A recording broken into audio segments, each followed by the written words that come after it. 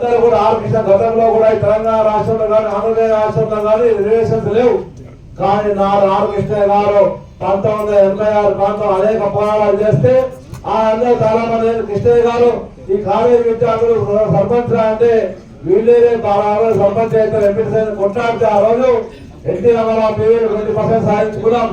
అదే విధంగా మళ్ళీ కొట్లాడిన తర్వాత 1994 లో కోట విజయభాస్కర్ పీరియడ్లో 34% సాధించుకొని 2013-18 దాకా మనం అందరం కూడా స్థానిక 34% రిజర్వేషన్ కొనసాగిస్తే ఇప్పుడు వచ్చే గవర్నమెంట్ గతంలో కేసీఆర్ గవర్నమెంట్ లో 34 సుప్రీంకోర్టు సాగుకుంటూ 34% రిజర్వేషన్ ని కంటిన్యూ చేస్తే మన యొక్క ఫీకాలు తగ్గిపోయాయి.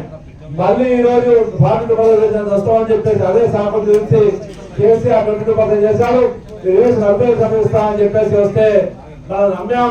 అందరూ కాంగ్రెస్ పార్టీ ఓట్లేసి గెలిపించాం.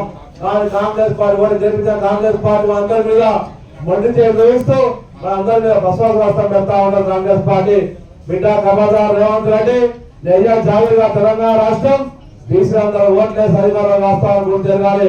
మేమందరం బీసీలో ఉన్న గ్రామాల ఓట్లేసి అధికారులకు వచ్చాం. మీ కొలంగల్ ప్రాంతంలో బీసీలు మా గొల్ల కుటుంబాలు చాకలోళ్ళు మంగళోళ్ళు గౌడ్లోళ్ళు పద్మశాలు సపోర్ట్ ఓటేస్తే నువ్వు కొలంగల్ ఎమ్మెల్యే ముఖ్యమంత్రి రాష్ట్రాలు గురించి జరగాలి.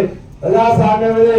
ప్రజాస్వామ్యం డాక్టర్ బిఆర్ అంబేద్కర్ రాజ్యాంగ ప్రకారంగా ఓటేస్తే కలిసి అటువంటి ఓట్ల ద్వారా వచ్చిన నువ్వు మా బీసీల గొంతు కోసం సహించలేవు.